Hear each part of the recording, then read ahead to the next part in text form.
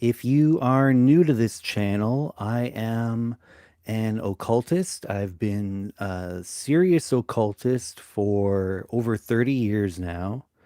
I have considered myself a Luciferian for over 25 years now. I have been a member of several esoteric orders, an initiate of several secret societies, you could say, including the Hermetic Order of the Golden Dawn, the Ordo Templi Orientis, for example. I have been an officer in clandestine Masonic orders, including Memphis Mizraim. I've been a I've been ordained in the Gnostic Church of the Glorious Christ, and I have been the head of several explicitly Luciferian esoteric orders, including the Greater Church of Lucifer and the current order that I lead now, which I founded, called the Novus Ordo Luciferi. If you don't know what Lucifer means, you probably think you do, but the word means essentially bringer of light. And what I try to do with this YouTube channel is to share knowledge that may be obscure, hidden, even forbidden knowledge for those who are looking for that sort of thing. And tonight, I'm going to read a document called Analysis and Assessment of the Gateway Process. This is a document that was released by the CIA, the Central Intelligence Agency of the United States government, via the Freedom of Information Act. And it is available on the CIA Reading Room website, the government website. And the link for that document is in the description below if you wanted to follow along. Now, I see there's a couple people here already. True Detective, welcome. The Destroyer's Daily Diary, welcome to my channel. Good evening. So, if one of the things that I like to do when I start these live streams is to do a bit of a divination first. Occult Prepper, hi, welcome. Okay, so what I'm going to do is I'm going to read a random oracle from the I Ching. And so I'm going to do that via bibliomancy. I'm just going to randomly stop on one of the hexagrams. Let's see, what do we got here? Whoa.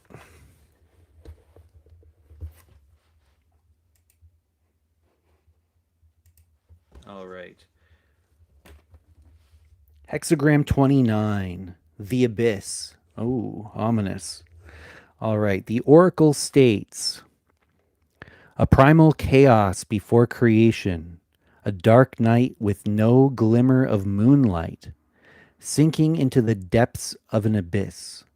Such is the nature of the womb that births the eminent ones. Wow. Okay. A journey at this time is favorable for avoiding the pitfalls. Move to sidestep the path of the storm. Seek refuge and be refuge. Honor the gods and ancestors to receive further insight. Wow, that's kind of an ominous omen for this evening, for the tonight's topic, isn't it? Does that resonate with anyone? I see we have a couple more people in here tonight. Mars, hello. Dale, welcome. All right, so let's jump right into it.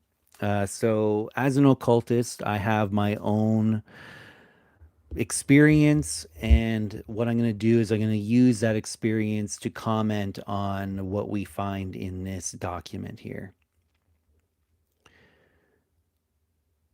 Okay.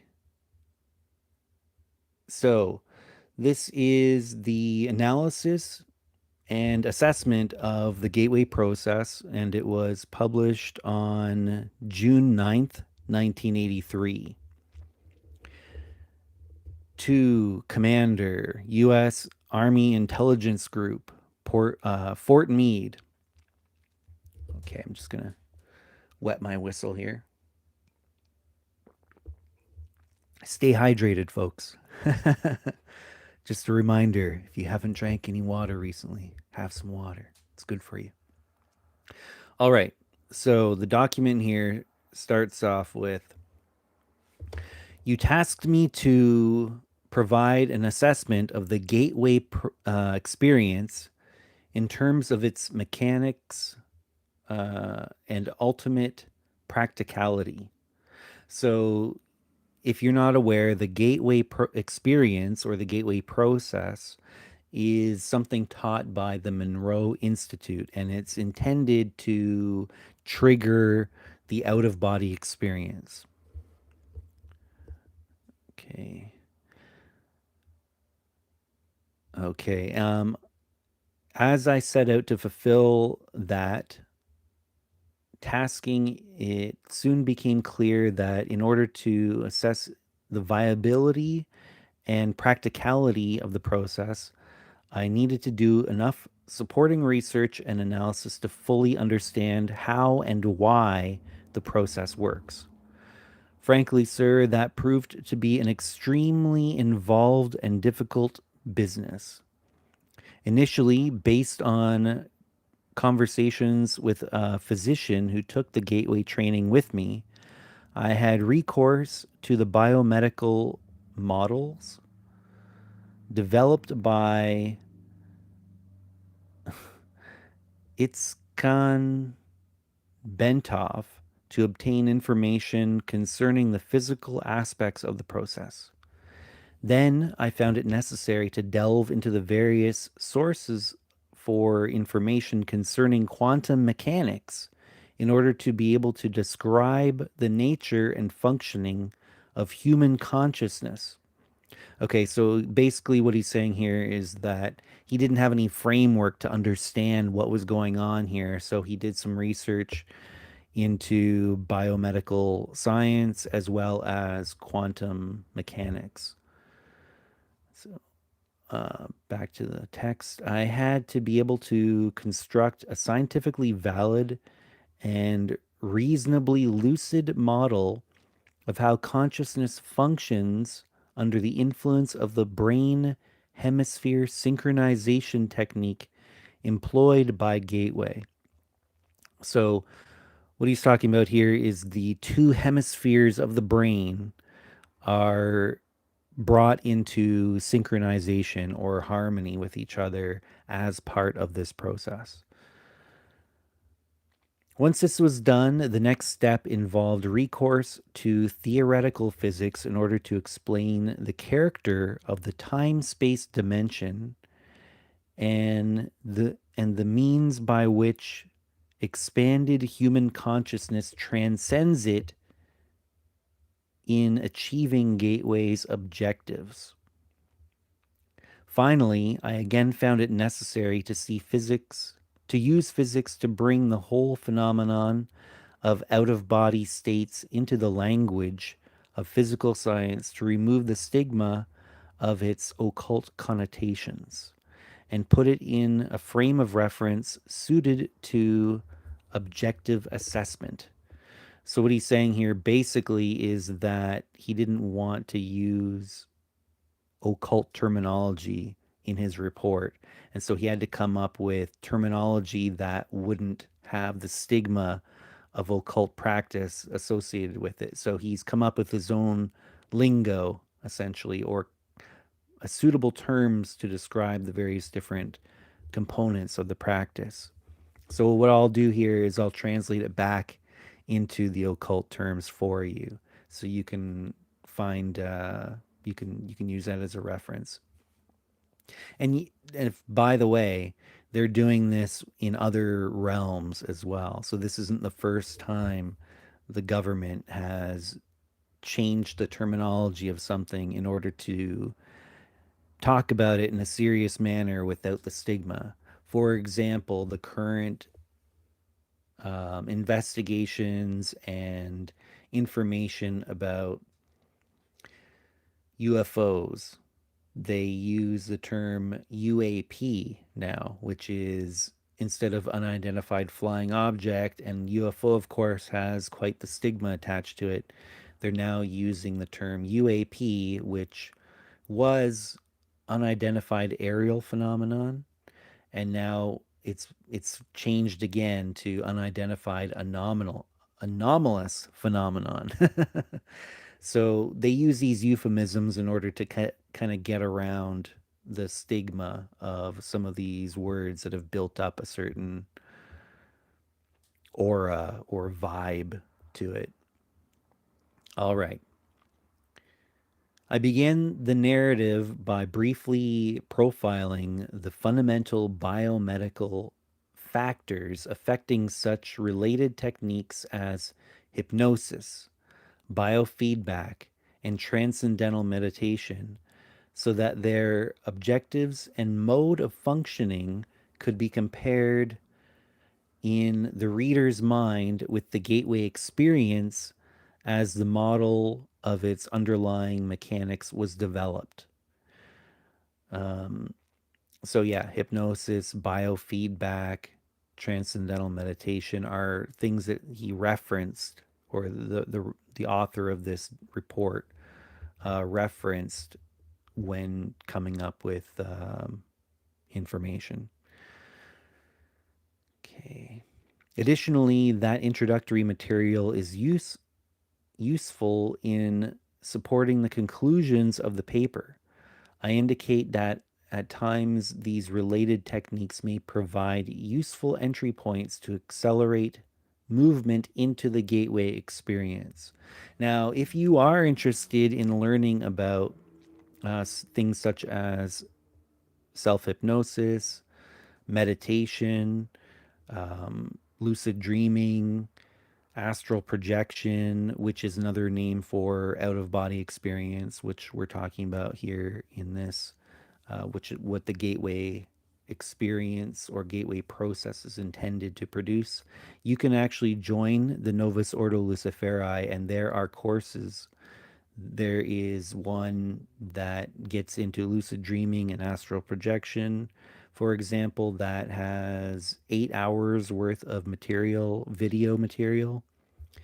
There is information, there's a course on self hypnosis and that sort of thing. And if you're interested in that, you get access to all of that if you join, and you can join, get unlimited access to all of those courses and all the other additional material for $5 a month. And the link is in the description below. It's the Patreon. Go to the Patreon, sign up at the $5 level, and you'll get access to all of that training if you want to learn this stuff yourself directly.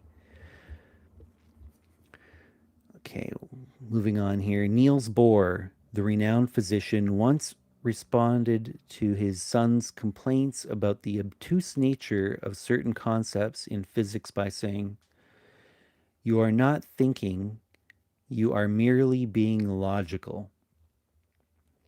The physics of altered human consciousness deals with some conceptualizations that are not easily grasped or visualized exclusively in the context of ordinary left brain linear thinking.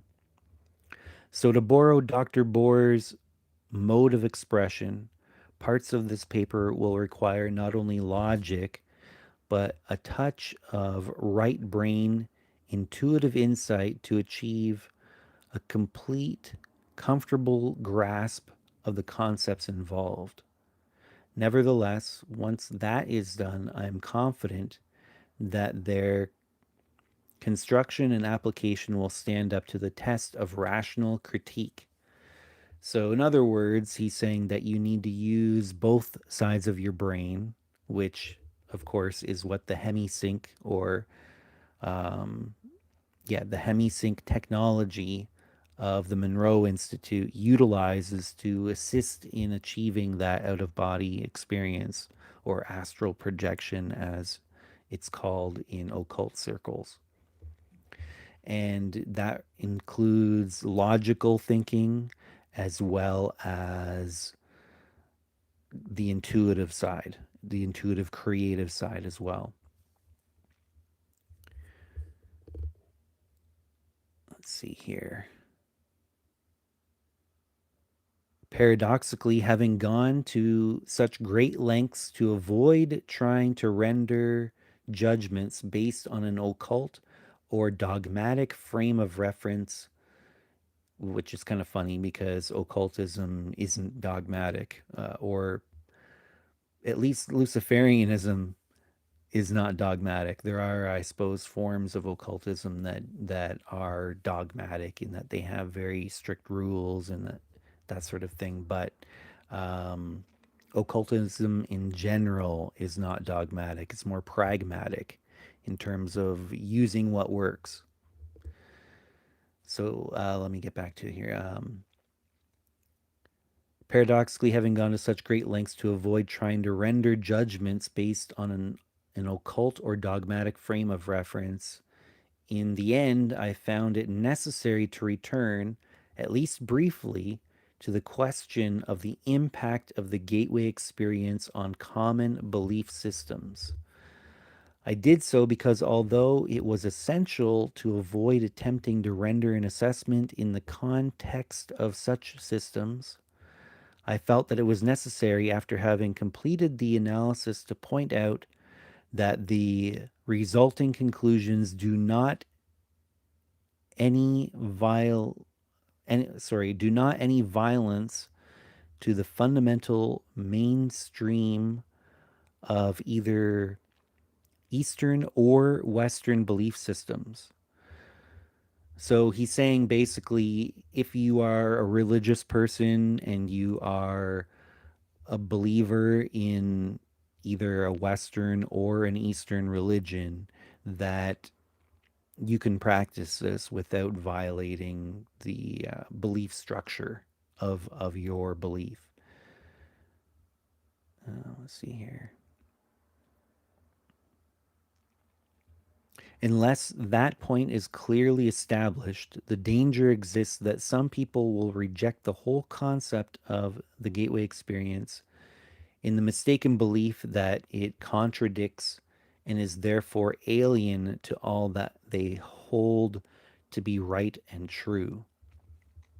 So yeah, in other words, he's just saying, I don't want anybody to just dismiss this out of hand because they feel like it violates the beliefs of their religion, whether they're a practitioner of a Western religion or an Eastern religion. He wants you to know that this makes sense even within the uh, rules or belief system of the major religions out there in the world.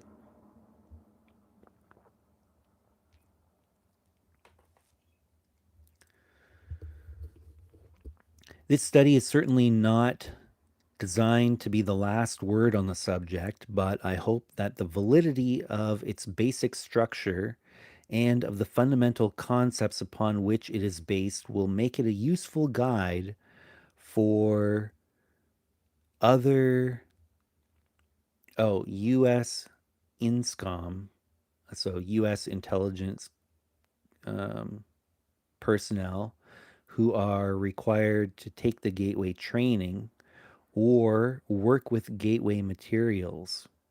Now that's interesting. So he anticipates other individuals working in U.S. intelligence will be required to take this training and learn the gateway process or learn to produce the out of body experience, um, to basically learn how to astral project. He anticipates that other intelligence operatives will want to learn or will be required to learn how to astral project. And what's the name here? Looks like Wayne M. McDonnell, Commander. All right. Well, that's really interesting. So that's the preamble. We haven't even gotten into the meat of it. Now, this is a 29-page PDF document if you're following along. And let me just check to see if we have any comments here. We see what's going on here.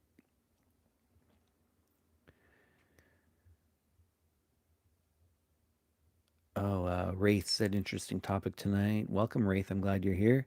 G.A. Morris, hi. Um, True Detective said that the Oracle did resonate. Sounds abysmal, Dale said. Um, True said, I had a dream I fed a long metal coil into one ear through my brain to the other ear. G.A. Morris had an out of body experience once. Very interesting. Yes, I've had several, um, most of them intentional. And what's Dale met a guy in the 80s who was in the Air Force, and to get high, since they got tested, they drank cough syrup, Robitussin. He said it made you fly. So you drank a bottle of it. Wow, okay. I don't recommend that, by the way, anybody who's watching this. The whole universe turned inside out, threw me into a big black infinite spiral and out the other side, which I found myself flying my spirit to several different places, including a different planet. Very interesting. But yeah, there are a lot safer methods to achieve that than to drink a bottle of cough syrup. Highly discouraged to do that, by the way. You could really damage yourself, and it's unnecessary.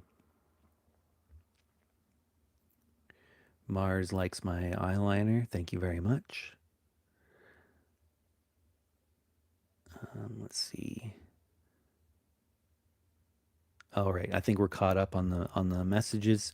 If you want to support this channel, you can actually do super chats as well. And we do have a membership on this channel open that you can support the channel that way as well.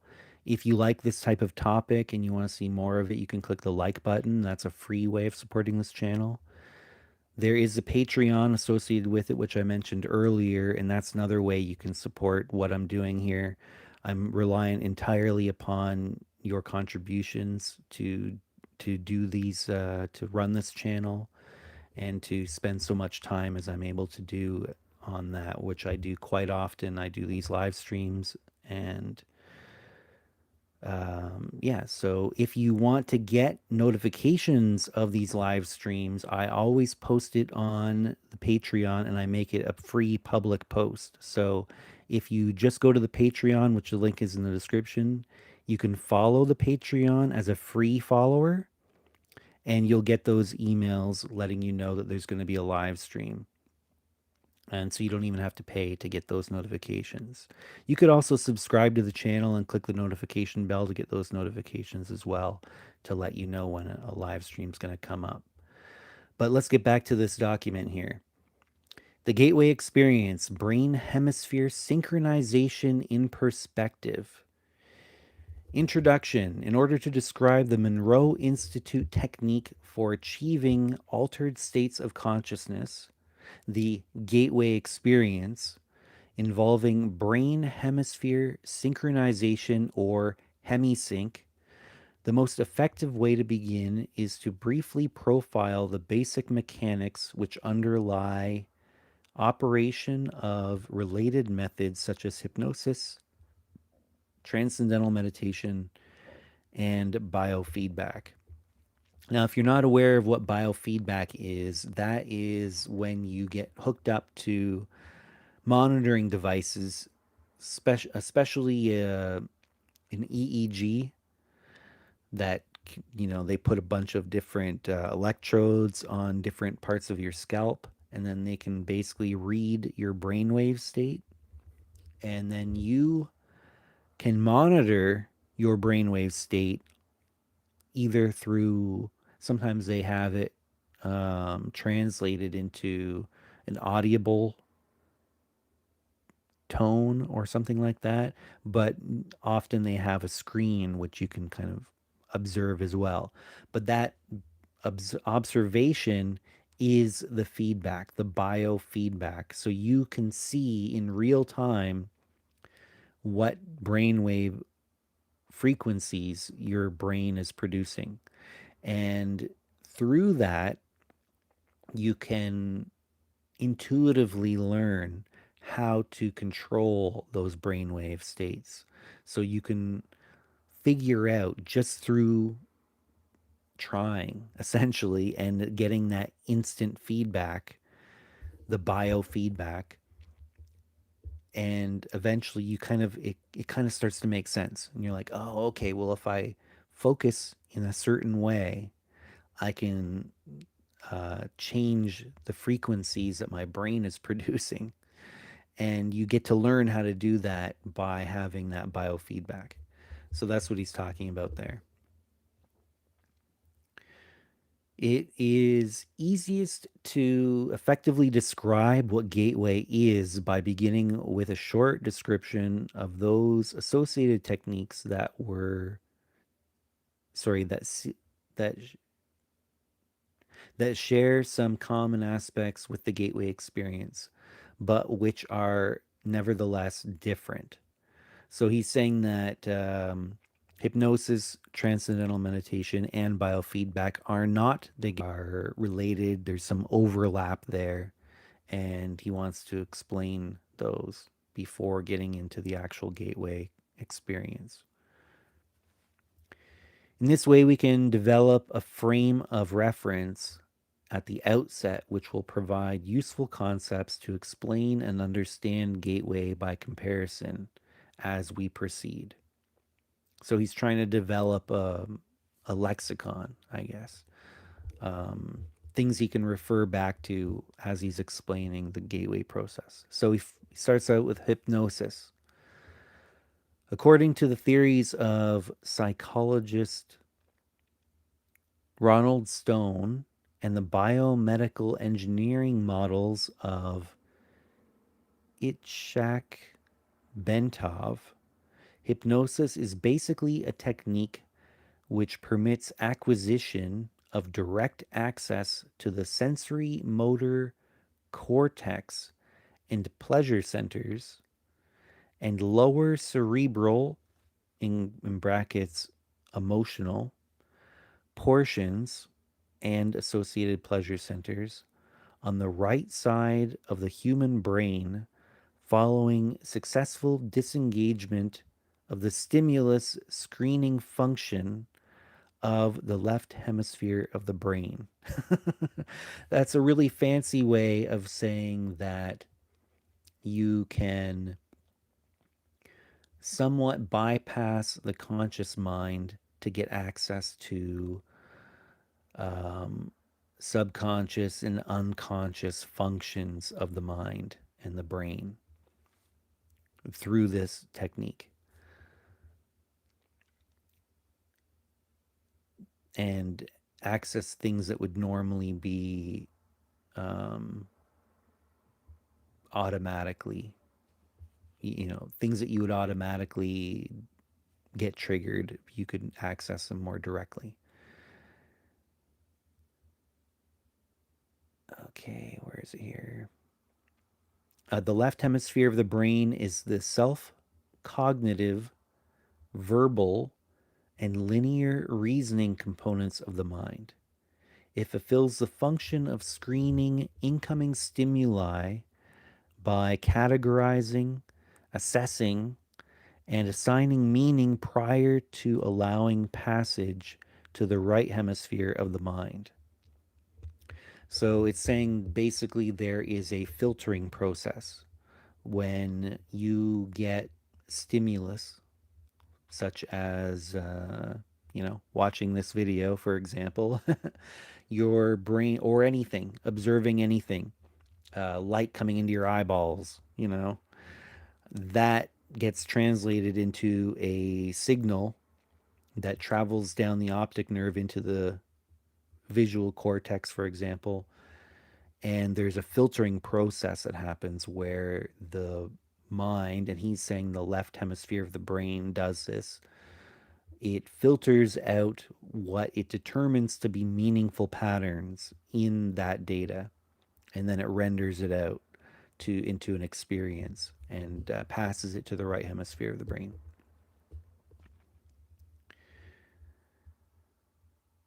Okay, where are we here? Okay, the right hemisphere, which functions as the non-critical, holistic, nonverbal, and pattern-oriented component of the brain, appears to accept what the left hemisphere passes to it without question.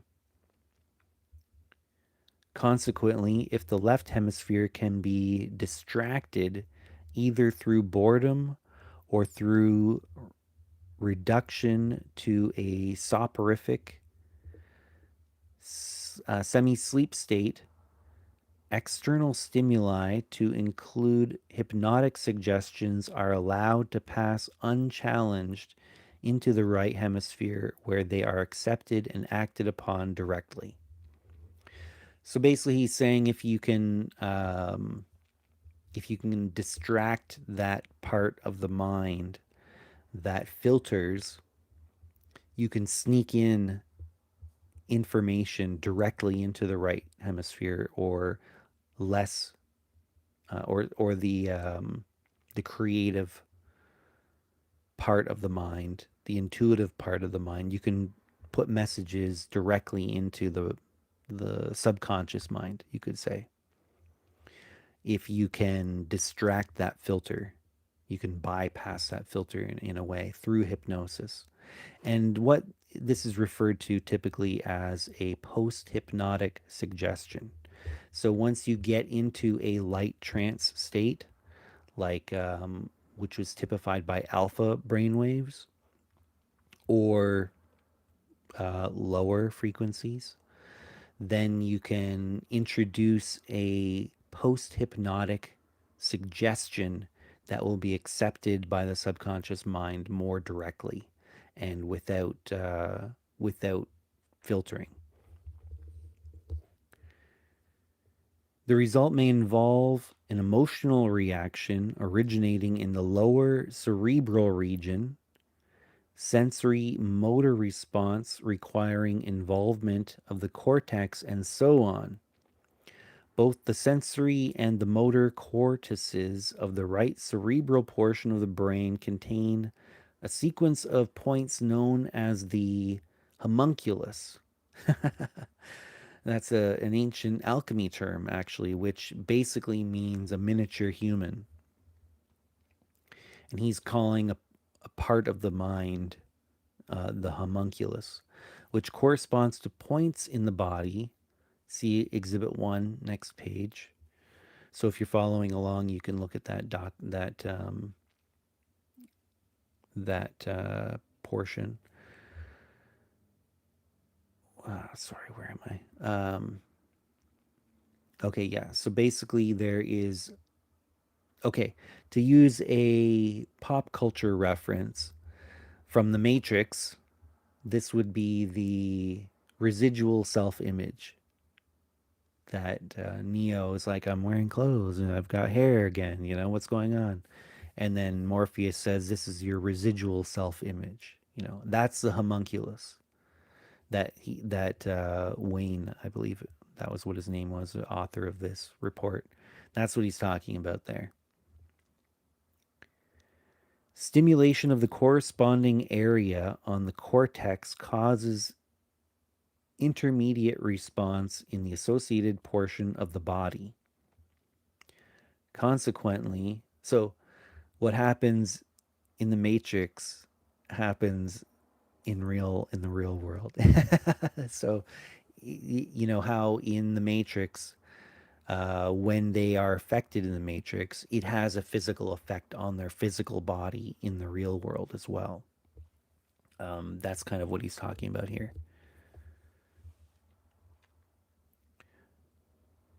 Consequently, induction of the suggestion that the left leg is numb, if it reaches the right hemisphere unchallenged and is referred to the appropriate area of the sensory cortex, will result in an electrical reaction being generated that will induce the feeling of numbness.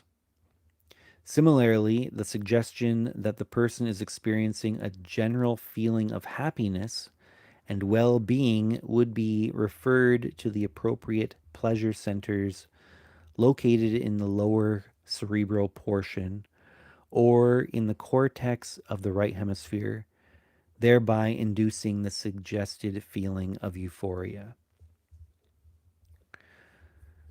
So basically, he's saying you can make parts of your body numb, you can generate feelings of euphoria by utilizing post hypnotic suggestions effectively.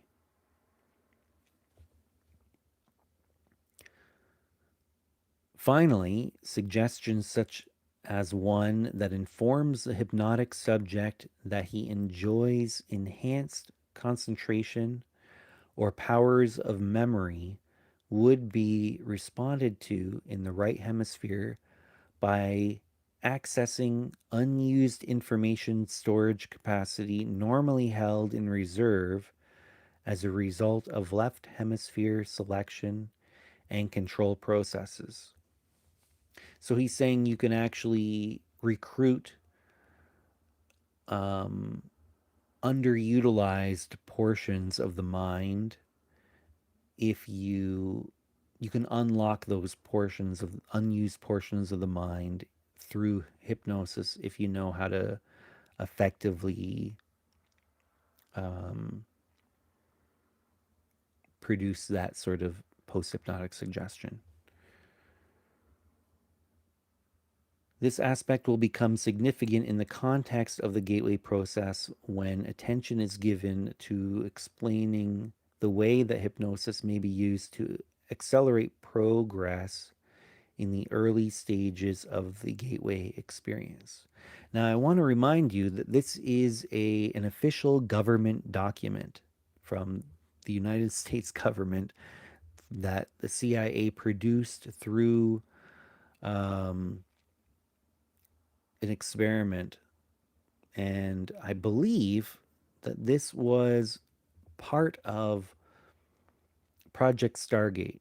I think it was at least related to Project Stargate, which had a budget of an initial budget of $2 million, I believe, which isn't really that much, to be honest. But it was an experimental thing where they were just trying to see if any of this would be effective and useful. And from what I can tell, it seems that they did find it to be very useful, and presumably or supposedly the project was shut down. But I believe, and most people looking at this probably believe that this research continued in some other form. And there are people that claim that it was later, it got associated with projects that were studying UAP or anomalous phenomenon, and even they kind of make reference to that sort of um, language already, earlier in the document. So let's see, do we have anything here? It doesn't look like there's any more comments here. Okay, so let's move on.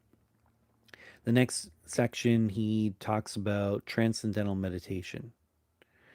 I know this stuff can get really heavy, but I'm going to try as best I can to translate it into more um, accessible terminology. Transcendental meditation. On the other hand, transcendental meditation works in a distinctly different fashion. In this technique, intense and protracted single minded concentration on the process of drawing energy up the spinal cord ultimately results in what appears to be the creation of acoustical standing waves in the cerebral ventricles, which are then conducted to the gray matter in the cerebral cortex on the right side of the brain. So, what he's talking about here is the Kundalini, typically referred to as the Kundalini energy. The fiery serpent, it's described as, that of energy that travels from the base of the spine up into the brain. And he's saying that it creates a standing wave. So if you're familiar with wave physics, you'll understand what that means. But basically, he's saying that you create an energy, a consistent energy field that travels from the base of the spine up into the brain, into the cranium. As a result, according to Bentov, these waves will stimulate and eventually polarize the cortex in such a way that it will tend to conduct a signal along the homunculus, starting from the toes and on up. So you actually find this within Taoist internal alchemy as well, where they will raise energy up from the lower energy centers up into the higher parts of the body. But unlike in Kundalini, in the Taoist internal alchemy, they actually will bring it forward and down the front channel of the body through the gut brain, basically.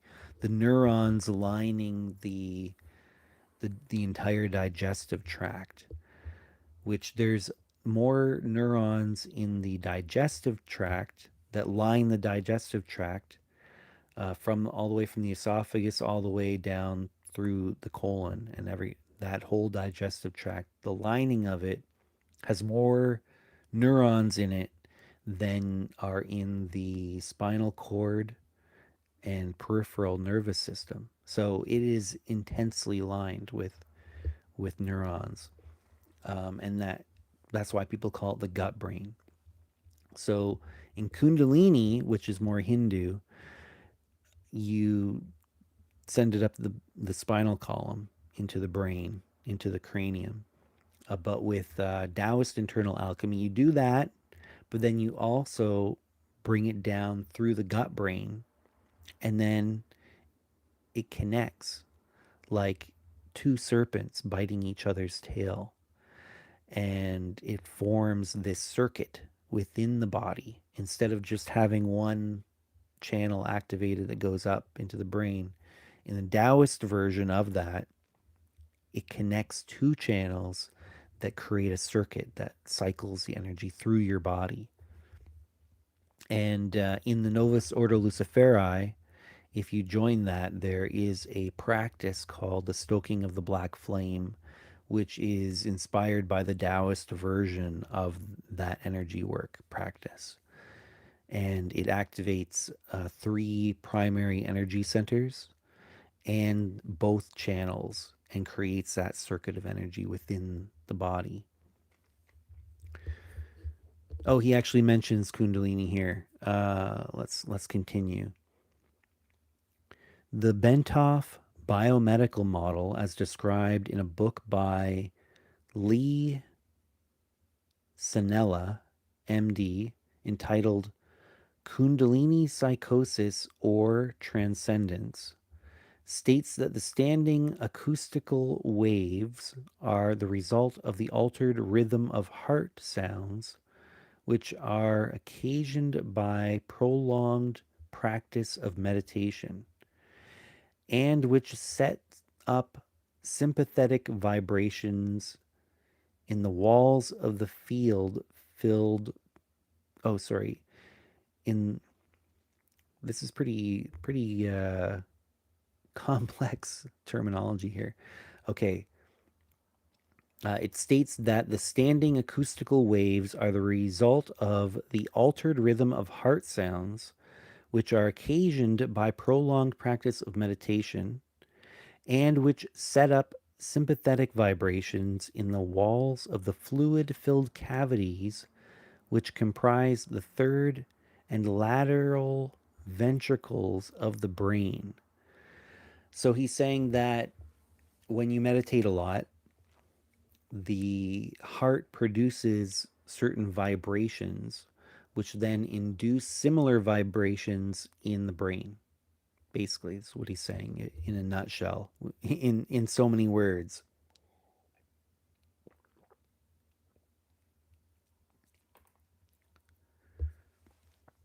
In addition, according to Bentoff, the states of bliss described by those whose Kundalini symptoms have completed the full loop along the hemispheres may be explained as a self stimulation of the pleasure centers in the brain caused by the circulation of a current along the memory cortex, or sorry, the sensory cortex. Bentoff also notes that most of the described symptoms start on the left side of the body, means that it is mostly a development occurring in the right hemisphere. All right, I don't think we need to get too deep into that. Although normally a period of meditation involving intense concentration and practice for 5 years or some is required to bring up the Kundalini.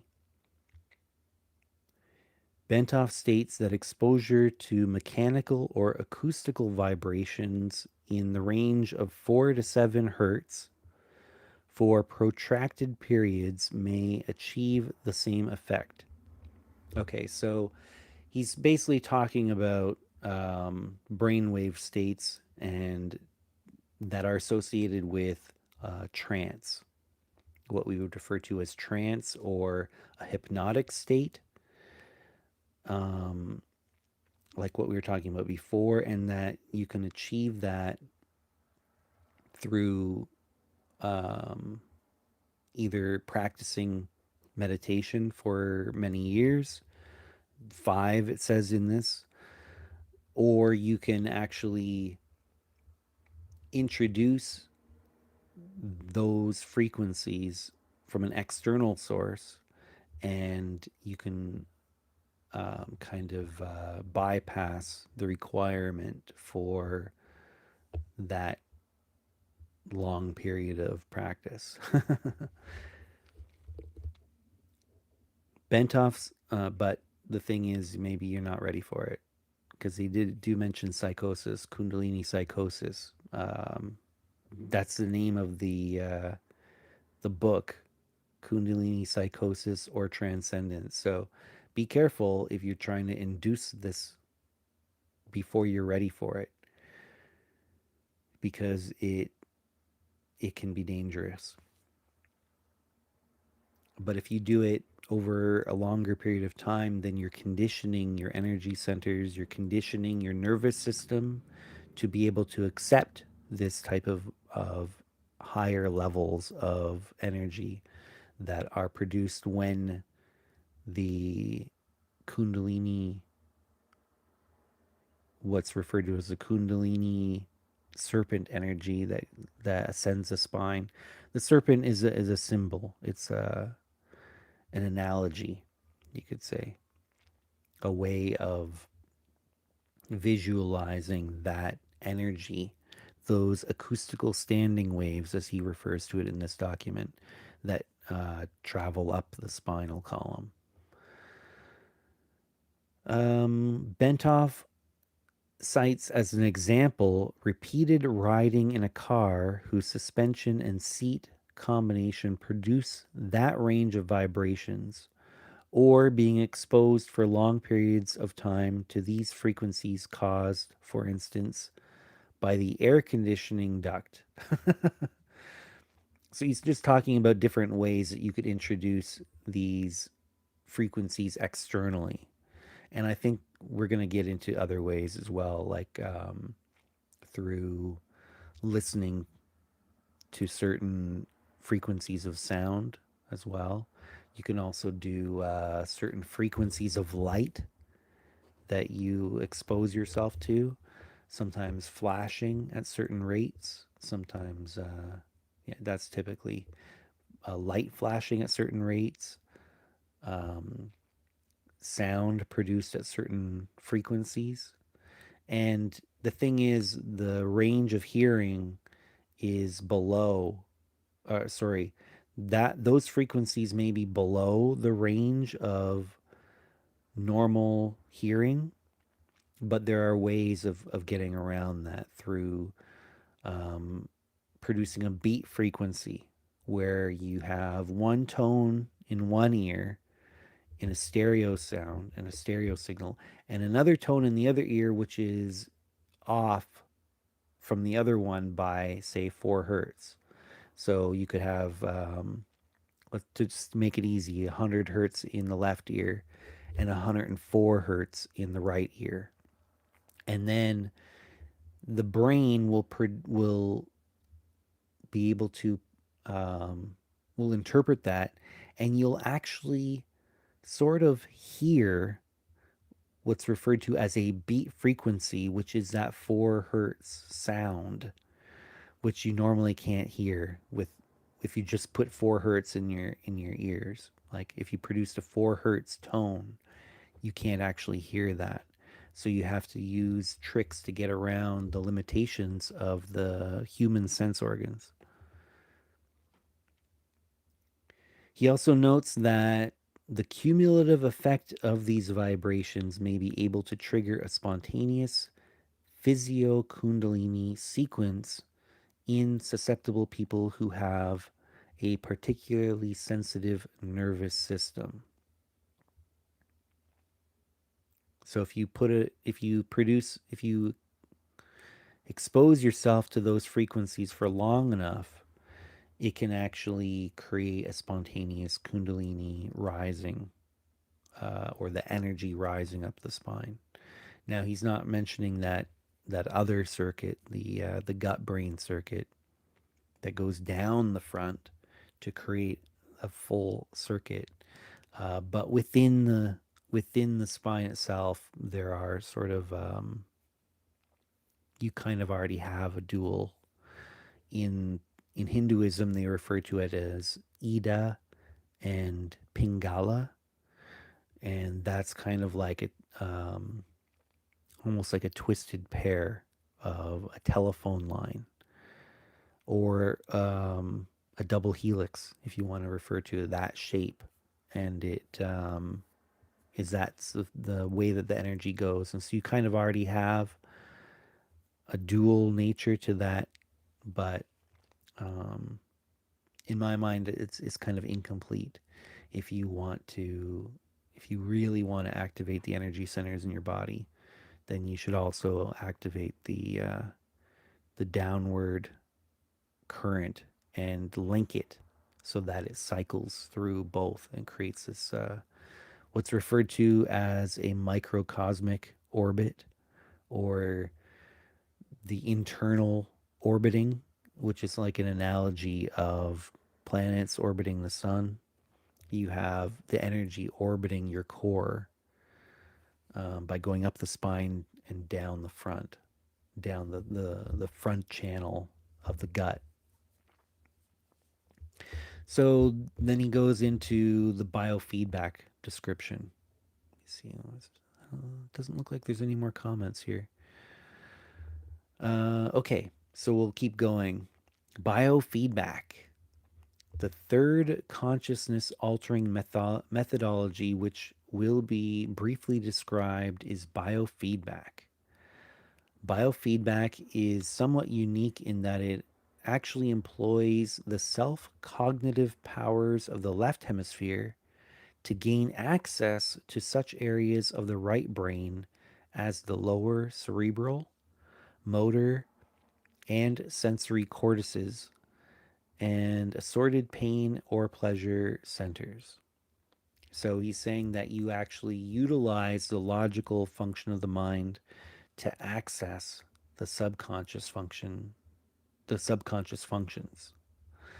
And as I was saying earlier, this is done through observing feedback on what your brain is actually doing. So you can actually start to kind of through a combination of logical and intuitive thought, you can figure out what needs to be done to produce different states in your brain because you have that immediate feedback. Whereas if you don't have electrodes connected to your scalp, you don't have that same level of feedback as to what's actually happening in your brain at the time. And it's, or at least it's not, it's more subtle and it's not as obvious to the logical part of the mind. But with this technology, you can utilize the left brain or the logical function of the mind in order to figure out how to control those different parts of the subconscious mind. Instead of suppressing the left hemisphere as is done in hypnosis, or largely bypassing or and ignoring it as is done in transcendental meditation, biofeedback teaches the left hemisphere first to visualize the desired result and then to recognize the feelings associated with the experience of successful right hemisphere access to the specific lower cerebral cortex, pain or pleasure, or other areas in the manner needed to produce the desired result. Yeah, so basically, you have a certain result in mind. You're trying to access certain functions of the subconscious mind, and he's saying pain or pleasure centers, things like that. And you can utilize the feedback with your left brain or the logical function of the mind in order to figure out what needs to be done in order to access those parts of the subconscious. Special self monitoring devices, such as the digital thermometer, are used to inform the left brain when it succeeds in keying the right hemisphere into accessing the appropriate area. Yeah, basically what I just said. Once this is done, the left brain can then repeatedly instruct the right brain to reestablish the pathways involved so as to produce the same external objective measure of success. So yeah, once you figured it out, then it becomes a lot easier to do afterwards. You kind of figured it out and now it's like unlocking the ability. Um, in this way, the pathways are strengthened and emphasized to such an extent that left brain consciousness is enabled to access appropriate areas in the right brain using a conscious demand mode. For example, if the subject wishes to increase the circulation in the left leg in order to speed up healing, he may concentrate with his left brain on achieving that result while carefully monitoring a digital thermometer connected to the left leg. So in this case, because the result that they're looking for in this example is increased blood circulation to the left leg, then one way to monitor whether you're successful or not is to use a digital thermometer to see how warm your left leg is. Because with increased circulation of blood, there will be an increase in temperature. So you just measure, you can do this at home. Measure the temperature of your left leg with a digital thermometer, and then concentrate on trying to increase the blood flow to the left leg. And once you get it right, you'll notice objectively that your leg is getting warmer because you're monitoring the temperature of it with a digital thermometer. And once you figured it out, then you'll be able to do it more easily in the future. especially if you do it multiple times, then you really start to get the idea, and it strengthens the neural pathways, and you develop a type of muscle memory almost for how to activate this desired result. When the concentrated effort begins to achieve success, the digital thermometer will register an increase in the temperature of the left leg. At that point, the subject can mentally, left brain, associate the sensations experienced with the result achieved, and can begin to emphasize, by memory recall, the same process to cause its strengthening by affirmation and repetition. So, exactly what I had just said. In this way, pain can be blocked, healing can be enhanced, malignant tumors can apparently be suppressed and ultimately destroyed.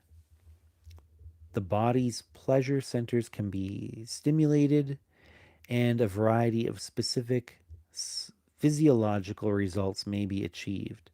So he's saying with this method, you can even defeat cancer. um, in this document, this official government report on utilizing these esoteric or occult practices, you can learn to heal yourself. So that's pretty wild that we're seeing this in this document, which is from the 80s. Think about that. What have they figured out since then? That's what was it, 83? So that's like 40 years ago. That's more than 40 years ago.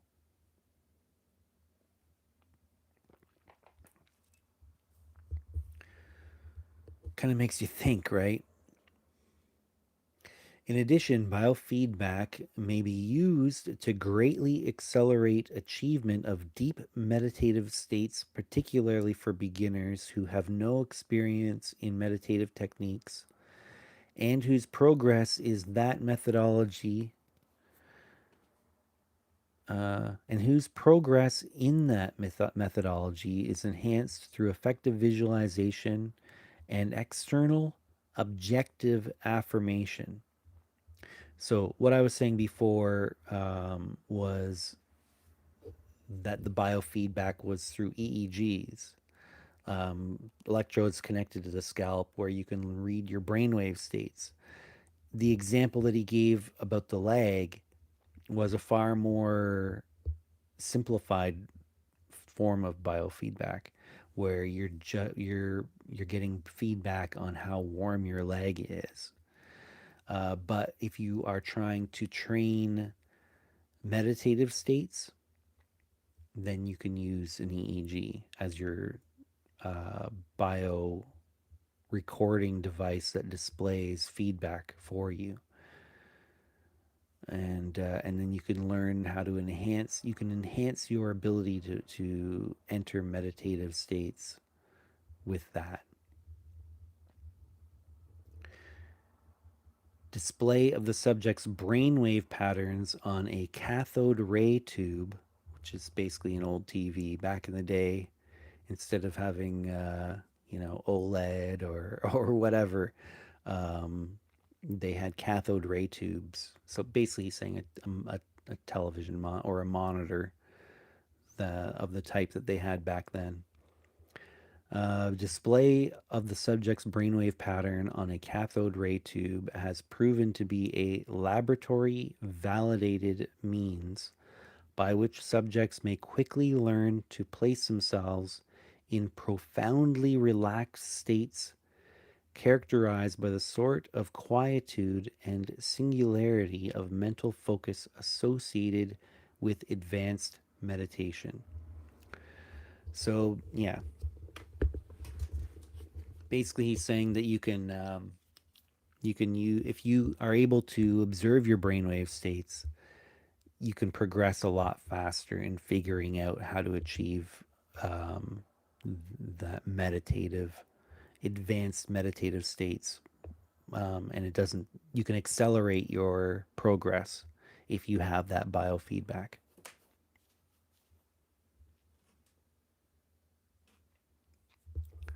My candle just did something there. I've got a candle going here for ambiance. Just making sure it wasn't leaking or something, leaking wax. Okay, and now we get into the gateway and hemisync. Now that we have briefly profiled the basic mechanics of the principal techniques for altering or expanding consciousness, which share some of the objectives and or methods employed in the gateway experience, we may proceed to focus on what that technique actually involves.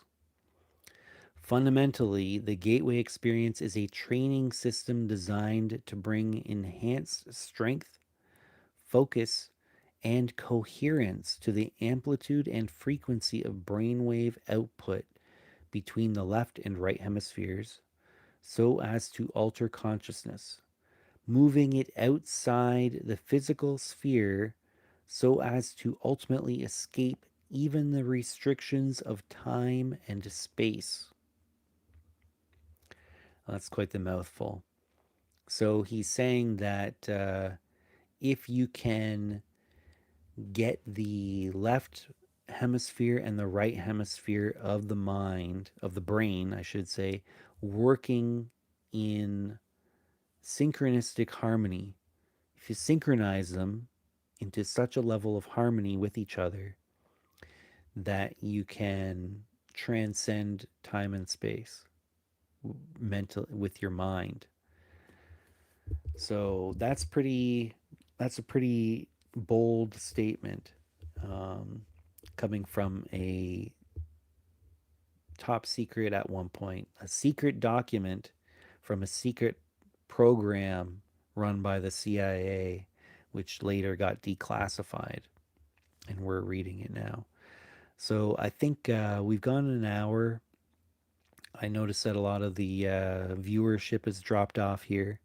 So I think what we'll do is we will stop at this point, and if anybody is interested, we can please leave a comment in on this video if you want to go further. If you want to see what this gateway and hemisync technique is, this occult technology that can synchronize the hemispheres of the brain to such a level that you can transcend time and the restrictions of time and space. Let me know in the comments below that you want to go further, and we'll do a part 2 where we can go further. I'll read and explain what they're describing from my occult experience, based on the knowledge that I have of this subject from an occult perspective. If that's of interest to you, let me know in the comments. Like the video, please. If that'll encourage me to do a part 2 of this video. If there's enough interest, I will go forward and I will go through in depth and read um, what goes on in the gateway process and explain it in layman's terms as much as possible and reference back occult techniques that are related to what they're talking about here. And again, if you want to support this channel, the easiest and cheapest way of doing so is click that like button. I would really appreciate it. Leave a comment. Let me know what you thought of this. And if you want to learn how to do these types of things, if you want to learn how to achieve those levels of concentration, mental discipline, there are practices, mental discipline practices that you can learn about, self hypnosis, concentration, contemplation, lucid dreaming, astral projection, which is out of body experience. All of these are taught within the Novus Ordo Luciferi, and you get unlimited access for a whole month for just $5 to all of this information. And there are over 50 hours of recorded course material that you'll get access to if you join the Patreon at the $5 or Torchbearer tier or above. And in addition to a whole bunch of written documents, which include energy work practices, such as the what I was describing earlier with the Kundalini, as well as the gut brain channel to create a complete circuit within the energy body of the and physical body of the self. And yeah, you can learn all of that by joining the Novus Ordo Luciferi just for just $5. I'm trying not to gatekeep this information. As a Luciferian, I try to embody that light bearer archetype in my own unique way and share my knowledge with people, and I try to make it accessible. So it's only $5 for unlimited access to all of it for a whole month. And if you want, you can continue month after month. We continue to add more courses. We have private hangouts for members that we can discuss things. We can get into in depth and we can troubleshoot if anybody's having issues with achieving some of these things. We can talk about what they've been trying. We can we suggest ways of getting around any challenges that may come up to so that they can achieve these things for themselves. And as you see in this document, this it's referred to as occult, but you can be a practitioner of any major religion, or you can be entirely atheist, and it's still there's actual physics and medical science that backs up the effectiveness and of these techniques. So if you want to learn it for yourself, go to the Patreon, sign up for $5, and you get access to over 50 hours of course material and a ton of written material on how to do this for yourself. And again, if you want me to continue reading this document and going through and explaining all the different points um, described in this report, let me know in a comment, please. And if there's enough interest, I will do a part two, and I'll continue where we left off at the gateway process and getting into what this is and how you can achieve um, transcendence over the restrictions of time and space through these methods. And until next time, everyone, stay lucid.